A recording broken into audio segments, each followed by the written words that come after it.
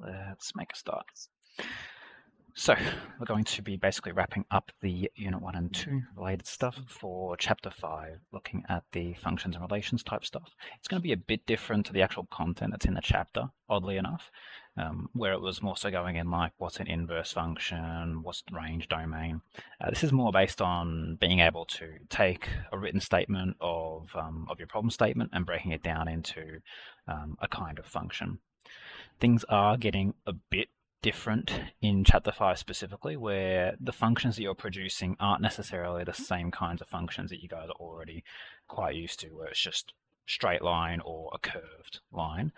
Like in this example already, you can see that it's fully dotted out. It has very discrete value. It doesn't just have a line connecting everything. So all that to say, the functions and models of these scenarios are going to be a little bit different, perhaps, to what you're already used to. Let's have a look. Okay.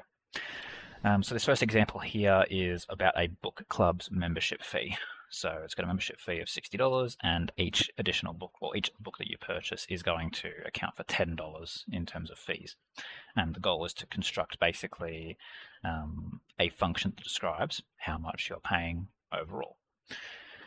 Typically speaking, with these kinds of questions, this is linear, and we can tell that it's going to be linear because it has a fixed sort of cost and it has like an incremental cost to it, or a fixed value and an incremental value. The fixed value is going to be the membership fee itself. You only pay that once. At least that's the intention, I believe. They didn't necessarily say it was like an annual thing or anything like that. But we can assume that it's essentially just going to be some fixed cost and then the incremental portion. So it's going to be incremental based on the number of books purchased. That's going to essentially get your coefficient, which is why when you create your cost equation, you've got the 60, which is the membership fee, and then the 10 associated with the variable n, where n is going to stand for the number of books purchased.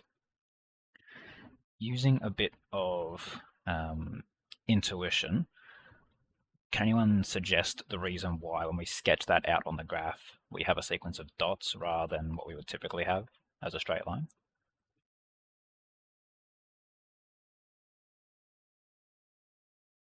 So one of the key things for applications is trying to understand the real world limitations of things. Can anyone suggest why we have a sequence of dots rather than a straight line?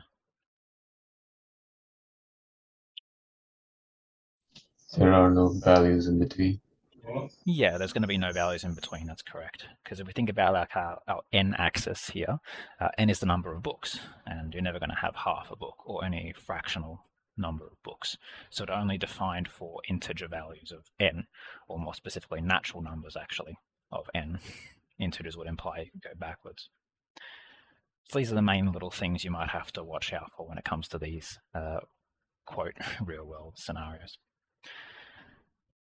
The function itself is still linear, so when it comes to analyzing it or solving things related to it, you're still just doing the same basic math you've done all the time, but more so it's these little restrictions that you have to now start worrying about.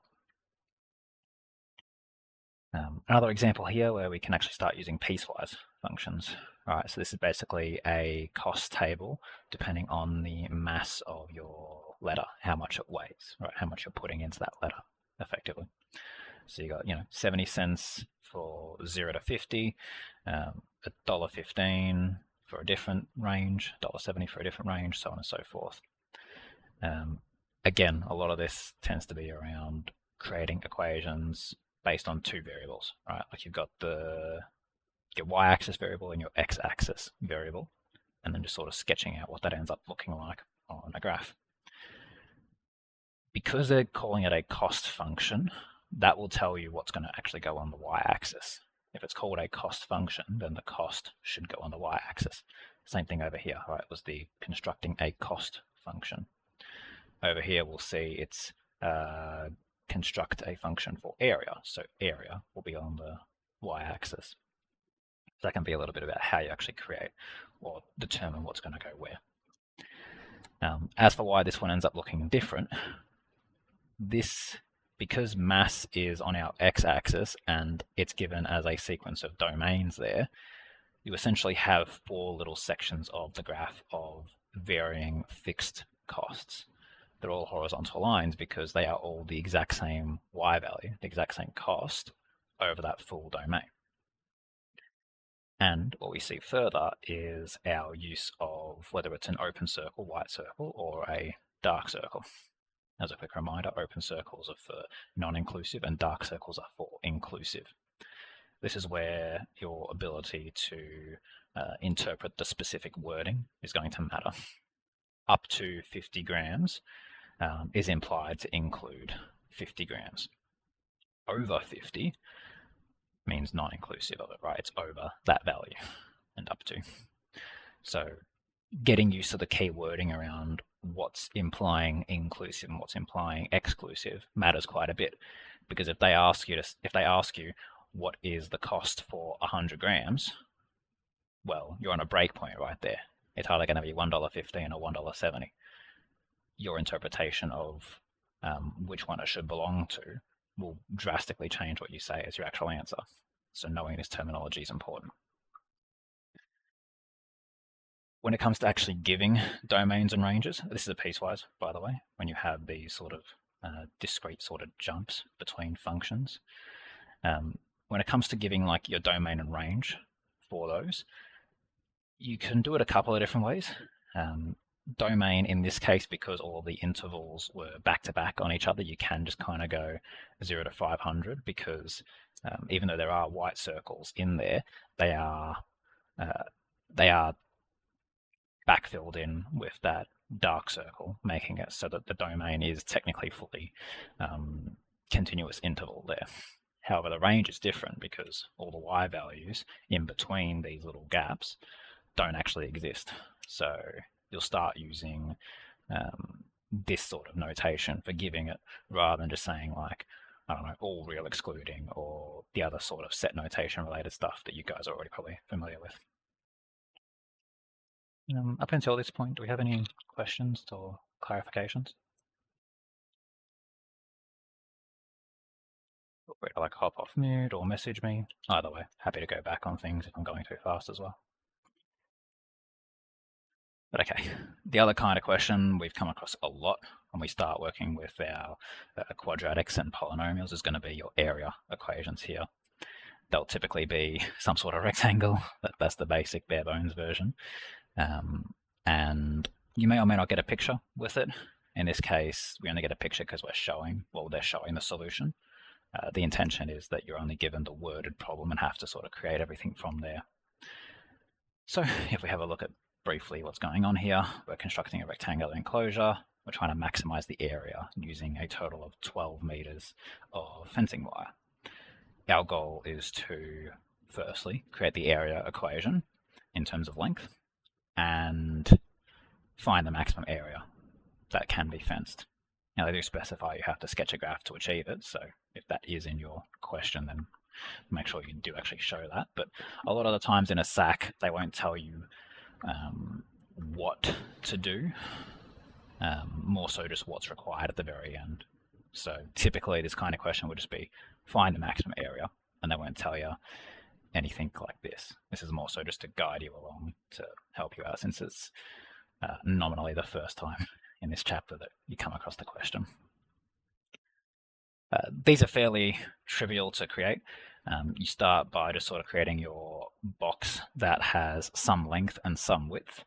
In this case, they've kind of already gone ahead and done a little bit of substitutions to replace everything with L. So maybe I'll pull out my notes and we can go through exactly how that's come to be. So if you hop over to the other camera, you can go ahead and look at that. So basically, you'd have your rectangle starting out with some length and some width. The other key information that we have is we have 12 meters total of fencing wire. So our total perimeter should be 12. When we're creating our area equation, the basic area equation for the rectangle is of course just length times width. But the problem is we don't want to have this W in there, we only want to have L's in there as per the question. Actually, we've done these a couple of times. Does anyone want to suggest the way we go about replacing that W with something.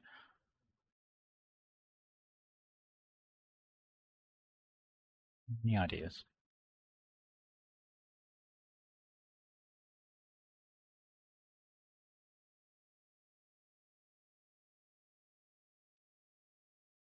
All good. We'll have plenty of time to practice these questions.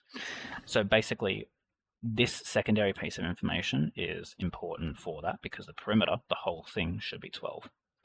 So essentially, if we think about what the rectangle is, it has 2 copies of a width, 2 copies of a length. So in other words, 2 L's and 2 W's should total up to being 12. So 2L plus 2W is equal to 12. From there, we can now rearrange for W as our substitution. Our goal is to remove W with this and replace it with something else. So that's what we're going to do. 12 equals 2L plus 2W. Divide everything by 2. We're going to get 6 equals L plus W. And finally, W equals 6 minus L. So every instance of W is in fact 6 minus L. A equals L. W, where W is now 6 minus L. That's where they ended up getting their equation from. They kind of shortcutted a few steps there, didn't really show as much, but that catches us up to speed on that one. Any questions about how that's come about before we move on any further?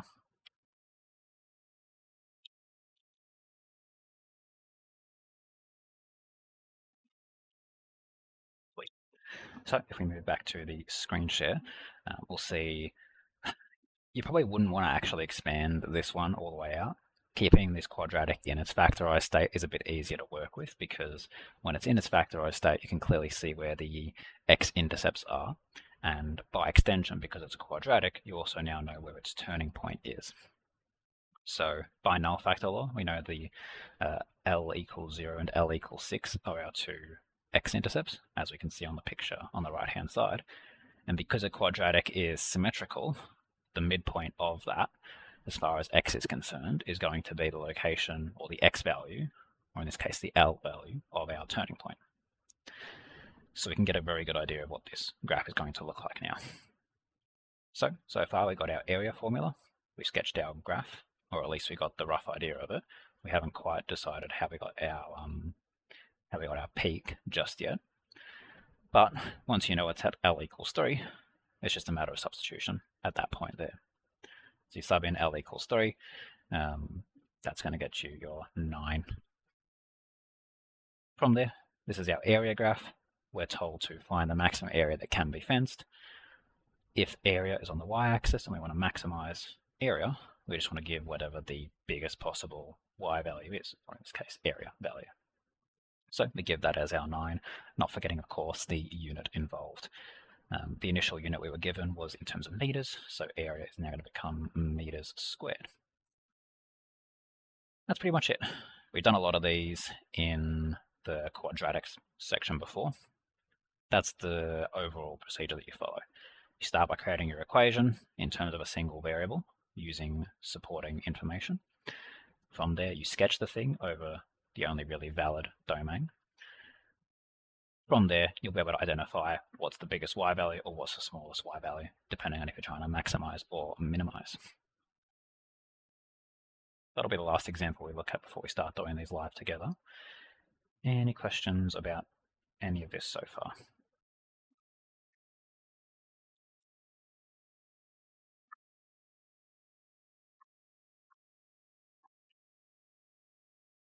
Sweet. All right, let's crack on then.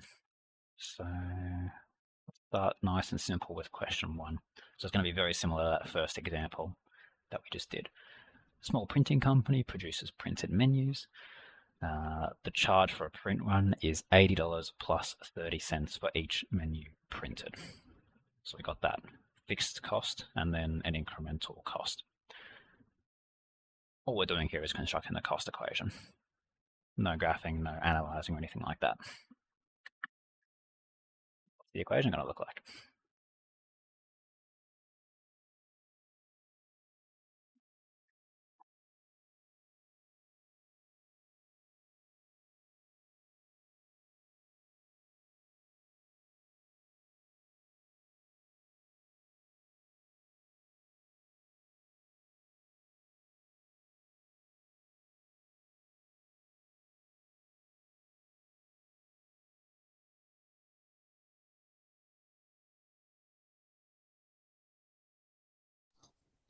ADN plus 0.3. So yeah, 80 and 0.3 are going to be involved because you got the difference between the cents and the dollars.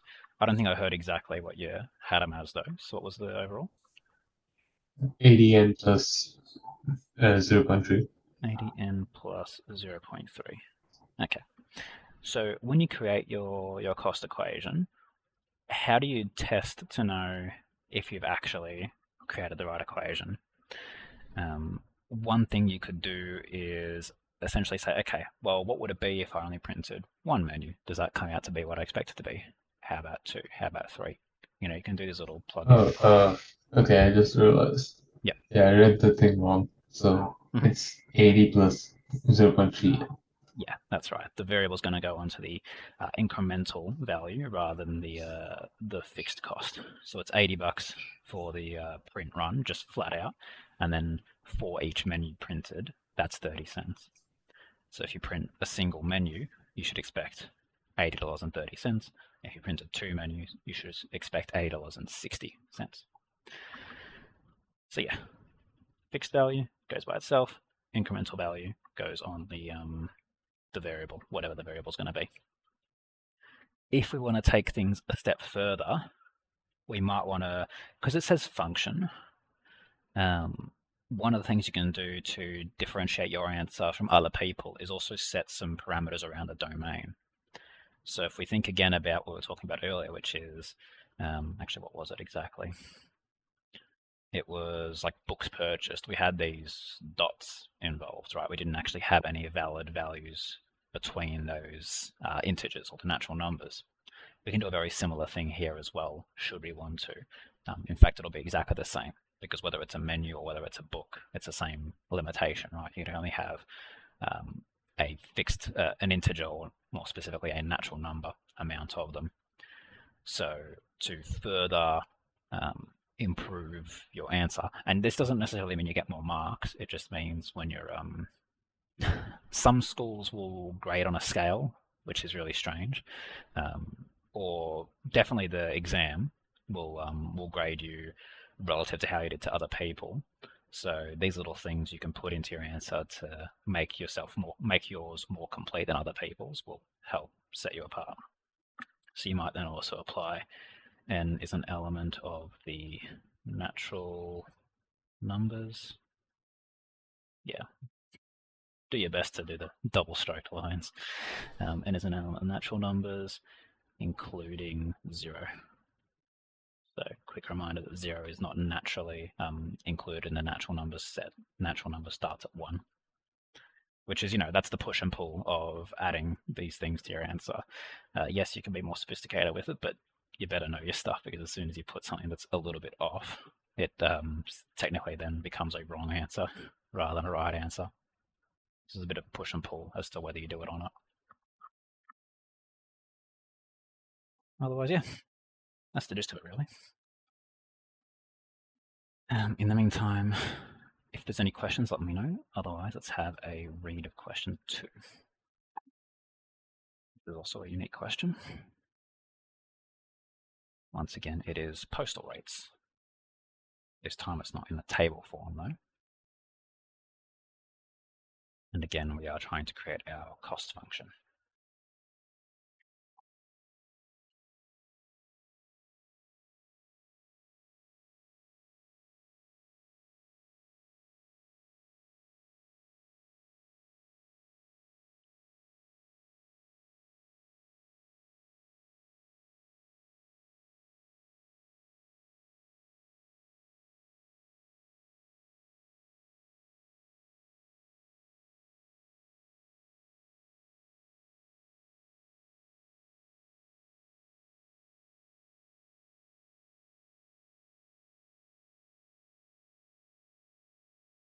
I think I did actually see something similar like this on an exam once, where they do one of these kinds of functions. It's less rare. It's less common, but has shown up before, so it's worth trying to understand. One of the things that's definitely worth understanding is that there's no like one function that will describe all of this properly in a single line. we have to sort of depict things in a piecewise function, right? Because we got costs involved and we have it relative to masses. So we're going to have essentially 4 separate stages, I believe. That's what we're up to. We're going 1 stage, 2 stage. Oh, it's actually 3. $1.20 up to 20, $2 up to 50, $3 up to 150. So we've got these 3 stages involved. It's going to be a 3-stage piecewise function. So where you do that, you do something to the effect of C of n, you do little curly braces, try to give yourself a bit of space to do them all. Each of the masses are going to be the domains associated with the costs. The costs are going to be the easiest part of this because they are fixed values. They are literally just what they are. So 1.2 for the first one for the $1.20, $2, 2.0 or just 2, however you want to do that, and $3 for the next one. From there, we then try to put our domains. This is where things are going to get a bit trickier. So the first domain, right, $1.20 up to 20 grams. How do we actually write that domain?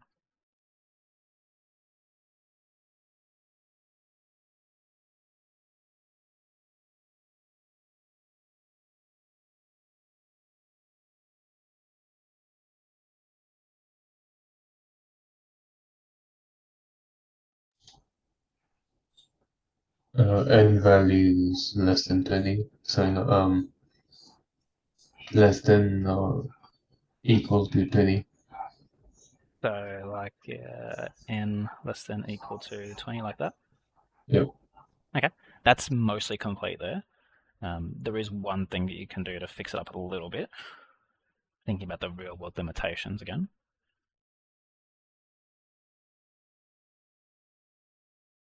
That's 90% of the answer right there.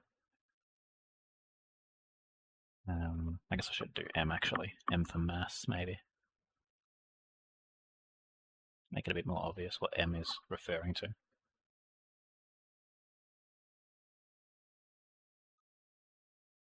Zero to 20. Yeah, 0 to 20. That's better. Because we can't have negative mass items, not by post or by any real world imagination. Actually, I guess there is antimatter. I just don't know exactly how that. Anyway, that's a tangent. Shouldn't it be Mhm. less than greater than 0, not greater than or equal to 0? Yeah, you're totally right. No, that's a good point. Should not be inclusive because sending a mass 0 letter shouldn't be possible. Yeah, you're very right. Good catch. And yeah, last time we had an issue with we can only have natural numbers of things. When it came to mass, it's actually a continuous. It's a continuous variable, so you can actually have decimal values of mass, which is why we are able to have a full interval rather than just integer fixed values of them. And then yeah, from here it's just a matter of basically following the pattern.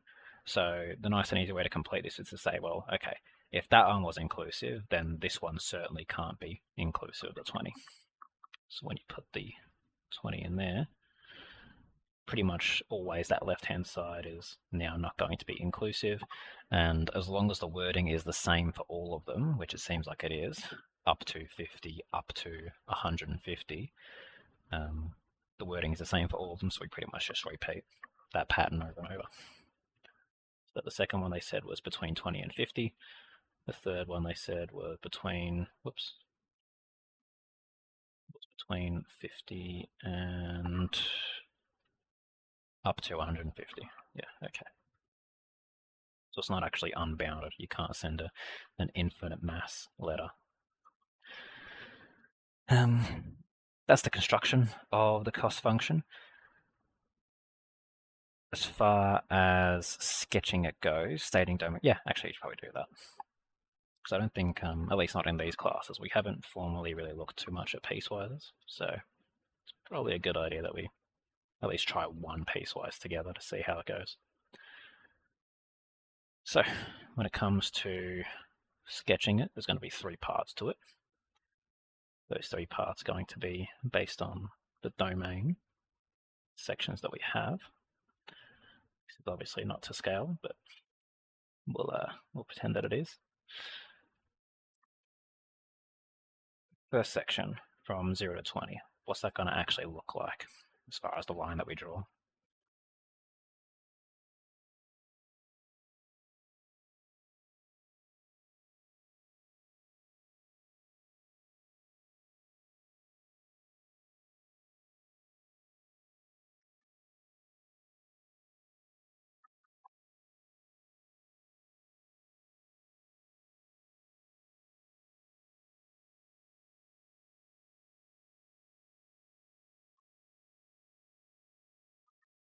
$1.20 for the entire duration of 0 to 20. What does that actually look like on a graph?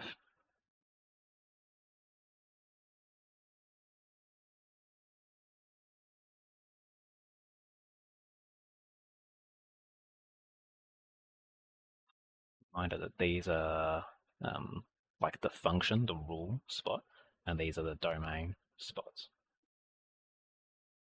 So like if I had a linear here, for instance, then I'd be drawing some sort of linear straight line.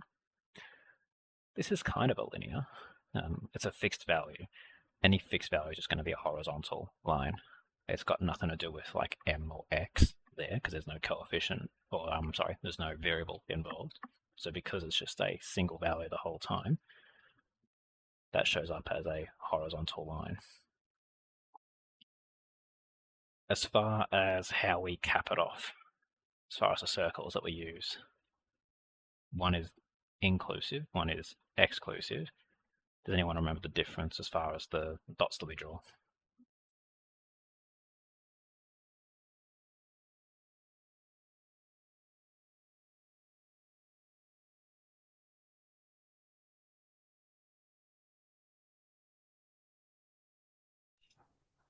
A filled in circle that's an inclusive spot, right? That's it. Yeah, filled in, inclusive. And the other one's not inclusive. Yeah, so we draw an open circle. Yeah, that's exactly it. So anytime you have the non-inclusive spot, open circle, the inclusive, dark circle. And from this point on, it's basically just repeating that pattern. So we had value 2, we had the value 3. The less than sign means non-inclusive. This one was inclusive. And then they're basically just going to overlap each other over their respective domain sections. That's piecewise in a nutshell.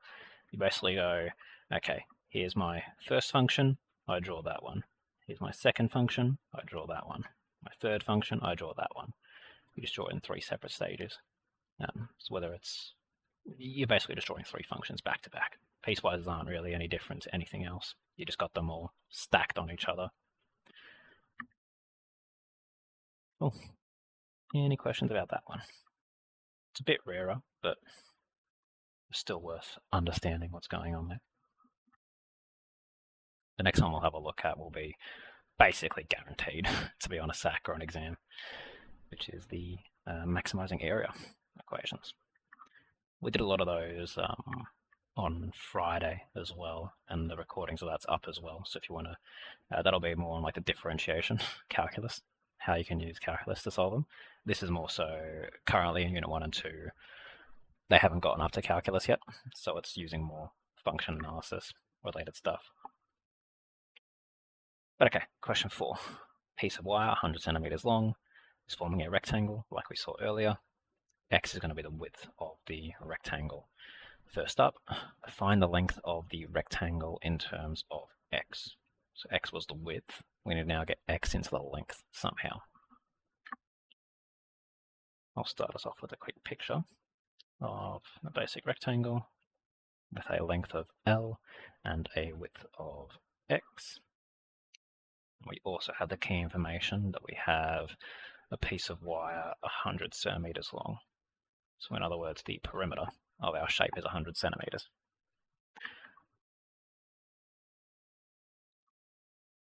First up, getting length in terms of X. How might we go about that? This will be the most important question to understand fully.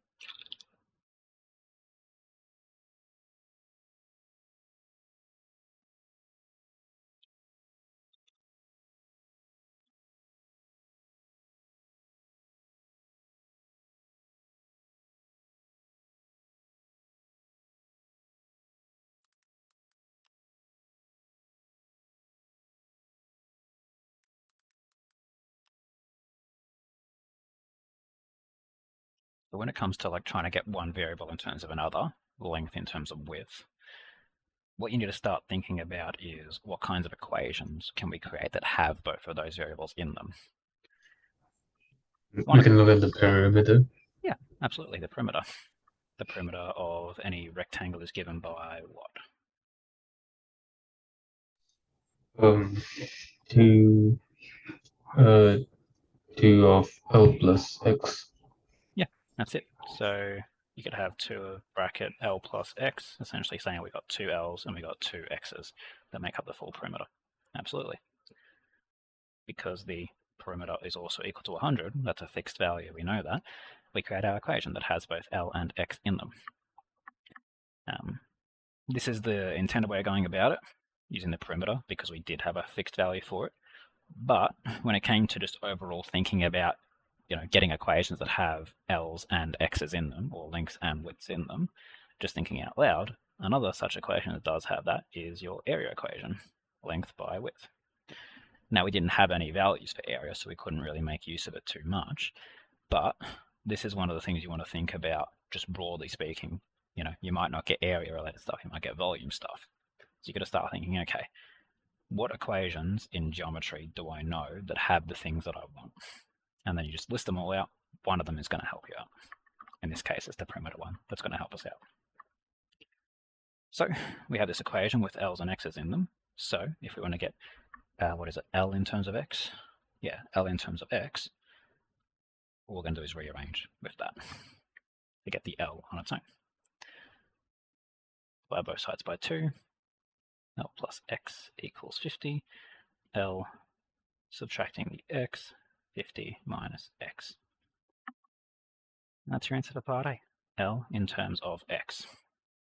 So basically, in other words, L is on its own, and the only variables on the other side are X's.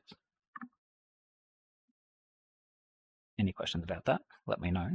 Otherwise, have a think about how we can now apply that for part B, which is to get our area equation purely in terms of X.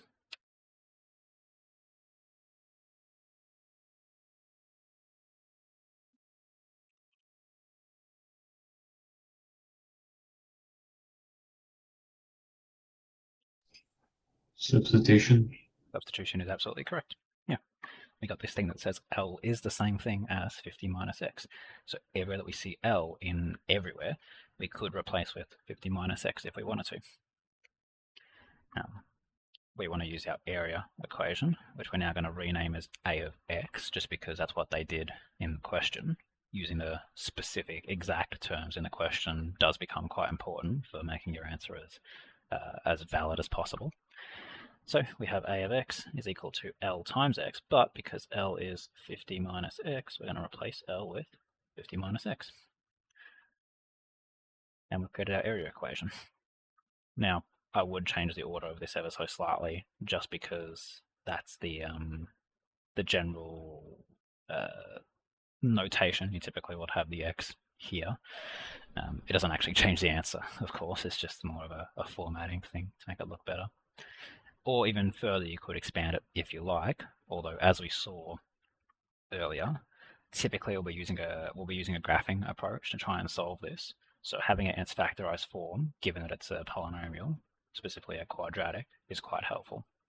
But neither is incorrect. You can expand this if you want and still get the exact same amount of marks for part B. Cool. Part C, find the allowable values of X. It's a bit of a weird-ish phrasing. When they say the allowable values of X, they just mean what are all the possible values that X could be, given that this is an area function, where X is the width of our rectangle in terms of centimeters. So that's basically just trying to hit on the fact that this is supposed to be modeling a real world thing. So there are going to be some limitations on what x could actually be. There's a couple of ways you go about this. Does anyone want to suggest any potential way that could work? Finding the x-intercepts. Yeah, finding the x-intercepts, absolutely. From the looks of it, it's going to be flipped. So yeah, so it's going to have a maximum value. Yeah, you're right. So it's going to be basically like somewhere up here. It's a negative quadratic, so it's going to basically point downwards. Yeah. Yep. As far as the x-intercepts, what were they going to be? 0 and 50. 0 and 50, yeah. Just by non-factor law. X equals 0 or 50 minus x equals 0. Nice. Pointing down, we already mentioned that. And we get our quadratic. Something else we could fill in, and something that I've also done technically wrong in here. How can we improve what I've just drawn there beyond the look of it? That's cool. The x values and y values cannot be less than 0. Yeah, why is that? It's because it's we're measuring the area, and the area cannot be negative. That's it, yeah. So that corresponds to y values never being able to be negative. That's technically all you need, right? As soon as you cut out the y values being negative, the x values do also fall in line. But why does the x have to be positive as well? Length cannot be negative. Yeah, so why can't it be negative based on the scenario? What actually is x?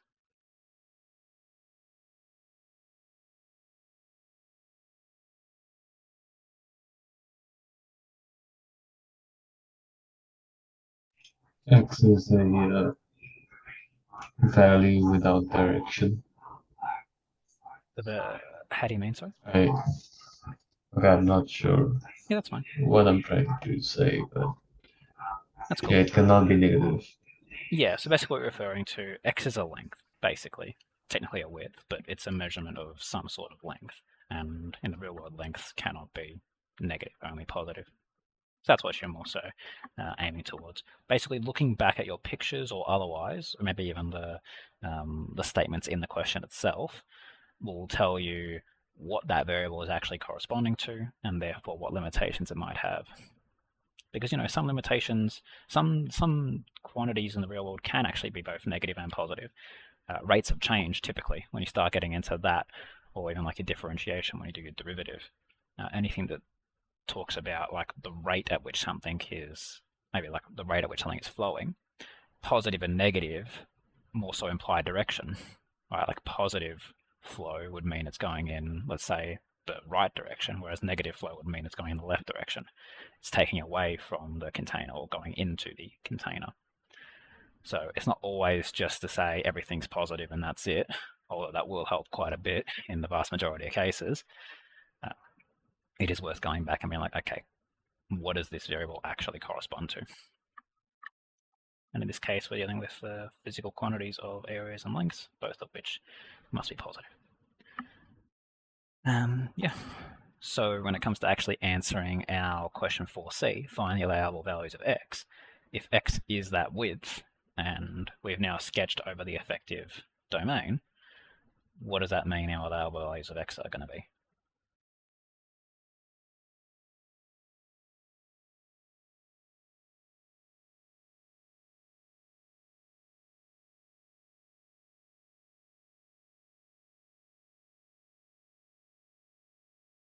Could you repeat the question? So basically summarizing it all up to answer 4c now. We've sketched our graph over its effective domain. Based on that, how do we now answer 4c, find the allowable values for x?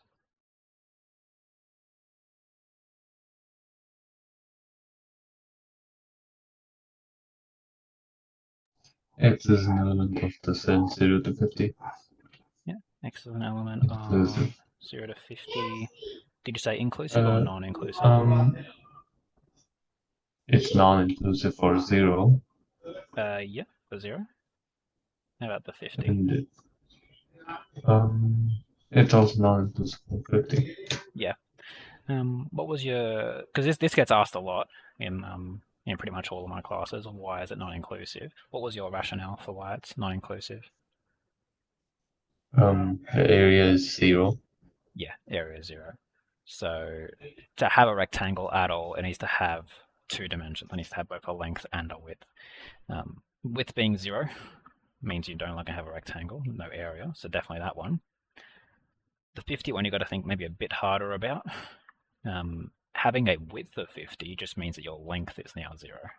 So if you think about the push and pull of changing your length and width, as the width increases, the length needs to decrease because you only have so much wire, right? If you want to make it wider, it's now going to be shorter.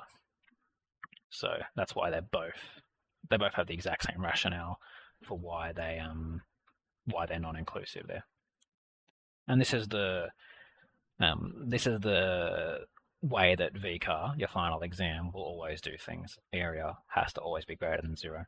They'll even state it in the question, A greater than 0, when it comes to solving this. But yeah, we've pretty much done everything we need at this point. We just got to answer part D, which is to, in 2 parts actually, find the maximum area of the rectangle and the value of x for which you get that maximum. The 2 things that had to be done there. You need to do them both anyway to solve one of them. How do we go about getting either of those?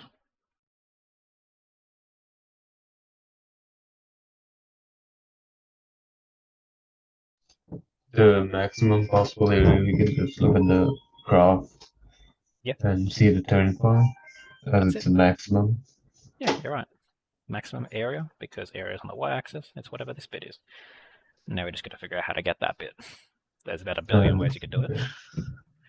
We can find the average between 0 and 50, which is 25. Yep. So that's the value of x. Yep. Perfect. That's the value of x for which there is a maximum. As far as actually getting that maximum, only one thing left to do. Yeah, substitution. Absolutely. So you can put it into this equation if you want. You could expand it first if you'd prefer. What you'll find as a quick cheat sheet, as a shortcut for this, is any rectangle is going to have its area maximized when the length and the width are the same. You'll actually see that come out in the math as well. So if we put in x equals 25 in both of those spots, we'll see, remember this is width and this is length. So you're going to have 25 bracket 50 minus 25. Well, that's just going to go right back down to 25 by 25, which 625 is the final value for that. Not, of course, forgetting the unit that's required here. So we were given everything in terms of centimeters here. The area formula should be centimeters squared as per the question. So yes, we're going to give our final answer in centimeters squared. So when it comes to actually writing your final answer, you'd have 625 centimeters squared is your area. So basically A equals 625 centimeters squared, and x equals 25 centimeters. That'd be like your last 2 lines. Find the maximum possible area, yes. Value for x, yes. So the 2 things that were deliverables. You might even go ahead and like underline them or draw a circle around them, just making it super obvious what's actually deliverable and what's just part of your working out. That's by far the most important question to try and understand. It's guaranteed on your SAC. It's basically guaranteed on your exam, some form of this. And I have a full procedure, not just for area, but also all the other types of things, which I'll pull up now actually and drop it in as a quick PDF. It does use calculus sometimes, depending on the question, but the overall steps involved should still be quite helpful. I'll pull that up on the screen share. Yeah, this one's mainly made for calculus. What I'll do is I'll do this one for people who are up to calculus, I'll put that in there, and I'll also put in the non-calculus version, which probably in here. Applications like that. Yes, it'll be this part in there. You also get a little bonus as well for the other kinds of applications. I'll chuck that in as well. Gives you a nice little step-by-step guide on exactly what to do and the worked examples of it. Cool. That should be in the chat now. What else have we got? Some of this is going to be repetitive now. Let's see if we can find something that's a bit more... It's kind of similar. Getting close to the end of the lesson, so let's see if we can find something that'll be a bit tougher.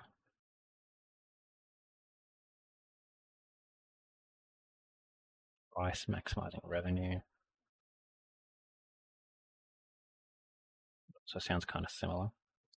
Oh, actually, this might be alright. Getting used to Pythagoras, maybe. You can kind of tell if the rectangles are involved. The triangles, rather, sorry. Let's see what this one's all about. Let P be a point between B and C. So that bit there. D, our equation is going to be the distance, PA plus PD. So it's going to be the addition of those two dotted red lines. X is the distance from P to B. So that to that. So basically this, like the base of this triangle bit here is X based on that. First step is going to be to try and, well, first question is going to be to get an expression for d of x, that addition of the two dotted red lines. Have a think about what you would do there while I start recreating this drawing on our notes.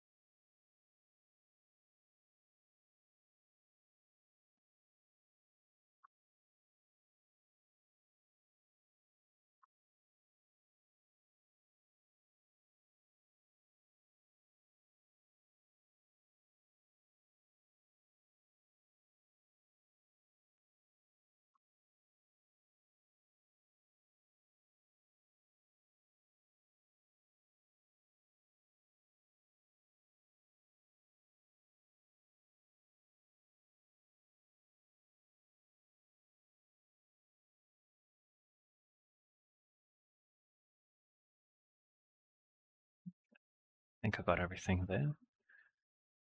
Technically we have right angles here. Let's do that. First question, expression for d of x. So again, d of x is the distance PA plus PD. So this dotted line plus this dotted line. How are we going to start getting that going?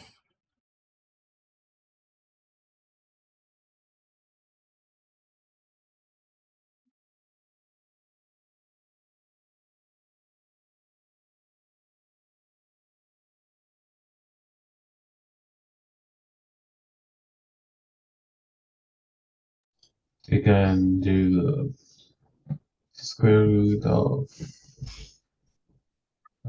x squared plus 5 squared. Plus X squared 25, plus 5 squared. Yep. Square rooted. So that's using Pythagoras, right? You got a squared plus b squared equals c squared.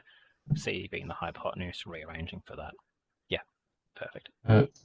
Plus the square root of 16 minus x, the whole squared. Right? Yeah, so 16 minus 16 minus x. All squared. Plus 3 squared. Yeah. So again, same thing over here. The 16 minus x came from the fact that total length is 16 and this part is x. So whatever's left over must be 16 minus x. Nice. again, a squared plus b squared equals c squared, just to rearrange. And so d of x is going to be the addition of those two things, basically. That plus that. AP plus PD.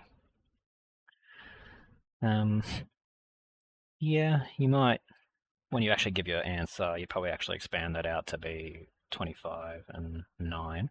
You probably wouldn't touch this. You could probably just leave that there because you might need it in that form to do any further analysis. Granted, this is CAS though, so it may or may not matter too much. But leaving it as this, maybe expanding the squares out for the 5 and the 3 would be probably how you get your final answer there. Okay, 7A find the allowable values of x. We know what that means now. So again, we've got to figure out what does x actually mean in this picture, and therefore what could some of the what could some of the limitations on it be?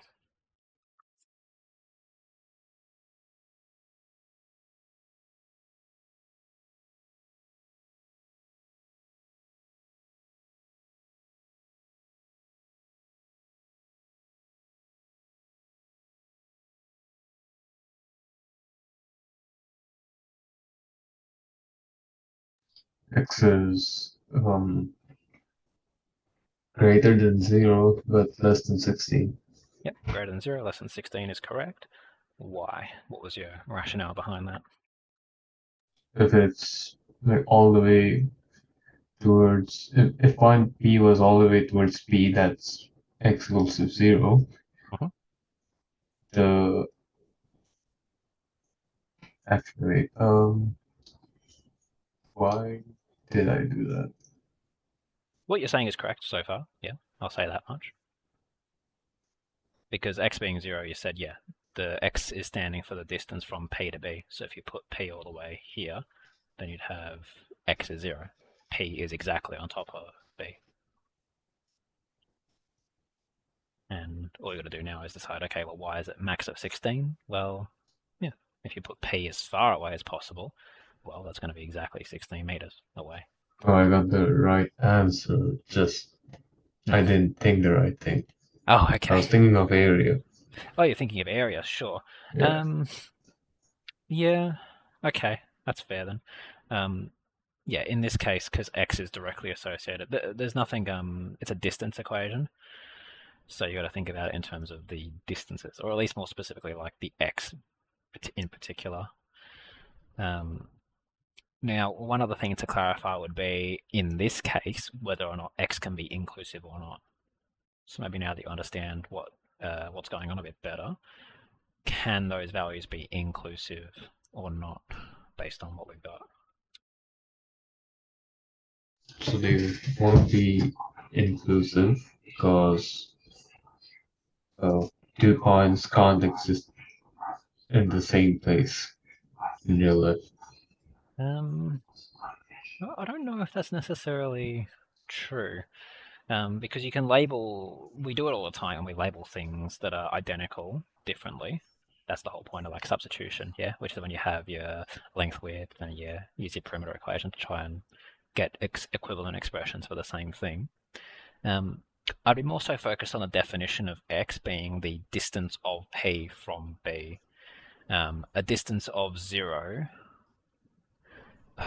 Maybe I'll double check the answer sheet just to be totally sure, but I'm pretty certain it should be allowed to be inclusive. A distance of 0 from something just means that they are overlapped. Let me quickly check that. And a response, we're doing question 7. Yeah, they did inclusive, 0 to 16. For the same reason. A distance of 0 from a thing just means that your points of reference are identical, and you are allowed to have, it's the whole substitution metaphor there. You can have two names for the same thing. Bit trickier, that one there. But that one, again, like you'll see it for the first time and you'll be like, okay, cool. Now that I've seen it for the first time, I won't unsee it again. Cool, okay. Allowable values of x have been achieved. part BI, plotting the graph. We can do that in a minute. Find the x value of d is 20. Find the values of x for which d is 19. Yeah, I mean, those are the same question basically. So I'll get to sketching this on the CAS. In the meanwhile, could someone let me know how we would go about solving double I or triple I?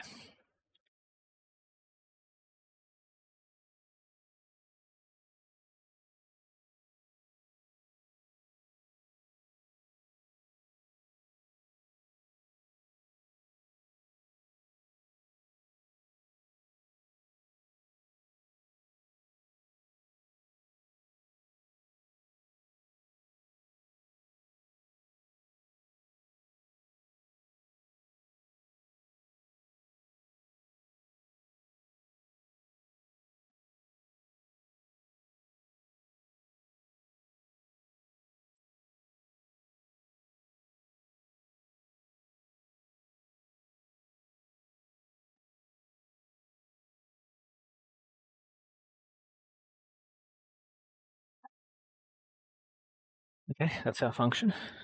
If anyone has any questions on like the CAS notation of any of that, by the way, feel free to let me know. Happy to explain how to get decent graphs going. B double I, find the value of x if d of x is equal to 20. Very common question. You can pretty much ignore whatever d of x is, especially given that we have the CAS. How do we normally solve questions where you have like f of x equals 20, solve for x?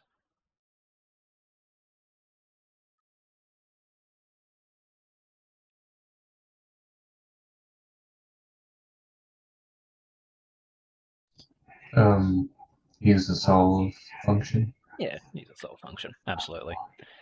Now, interestingly to me, they say find the value of x if d of x is 20, rather than the values, which to me means we're probably going to find our minimum point, the minimum value of 20. That, or we're going to find one of these endpoints if one of them's higher than the other. It's kind of hard to tell, but I would assume...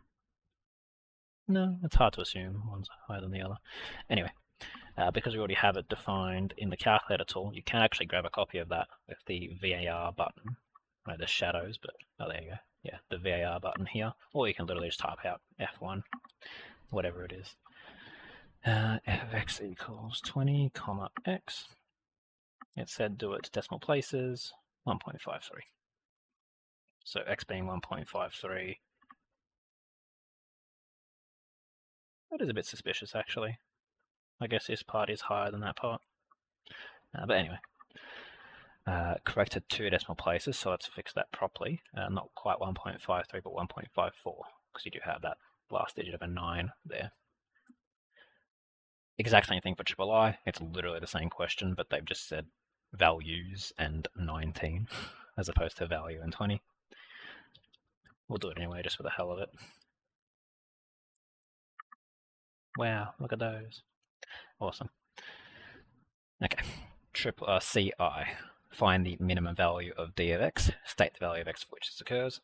We're about to hit time, so does anyone want to quickly suggest at least one way, or should I just run through them? Minimum value of d of x.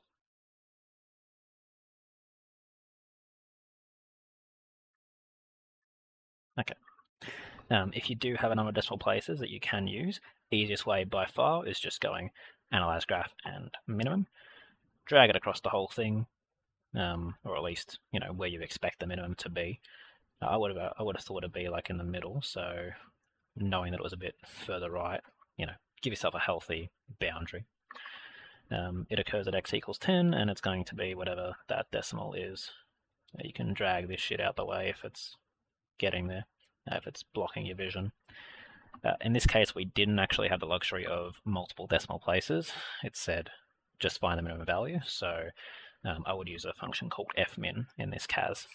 It's in the calculus menu, function minimum, bang, comma, x. That'll get us the x equals 10. All we're going to do is shove that right back into f of x. And it's going to get the exact value that we needed, which is 8 root 5. making sure that we put our unit of meters. Everything here is in meters. And lastly, stay in the range of the function. You would probably just use, again, your maximum and minimum tools.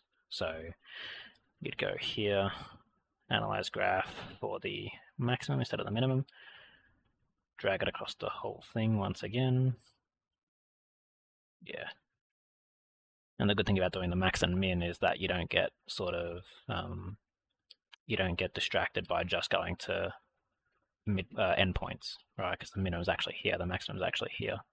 So you give your range of 17.8-ish to 21.27-ish. Of course, giving the exact values by subbing in the x back into the function. Happy to stick around for a little bit longer if you want me to explain that in more detail in a less rushed way. And also, if you have any other questions, feel free to stick around with me as well. Happy to answer them. Otherwise, I'll leave you to enjoy the rest of your day. Thanks, guys.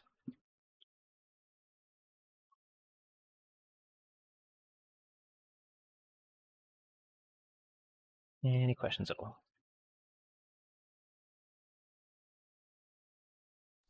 Okay, I have a question. Yeah, sure. Why do you have a different phone for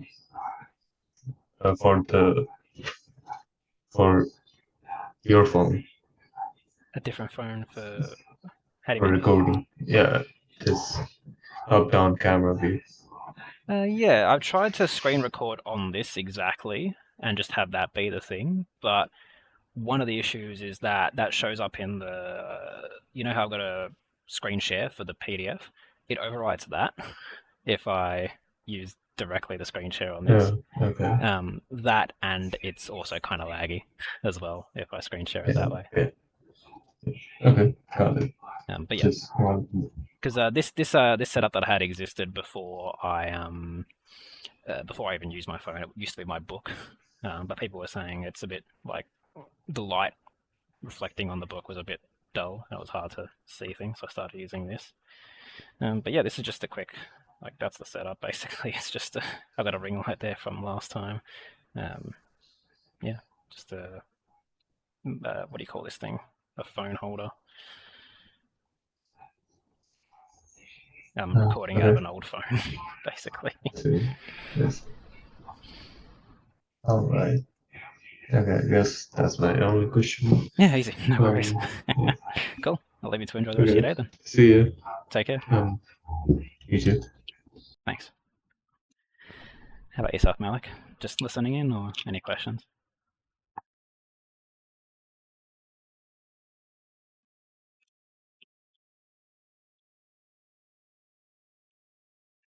You're speaking, you're on mute.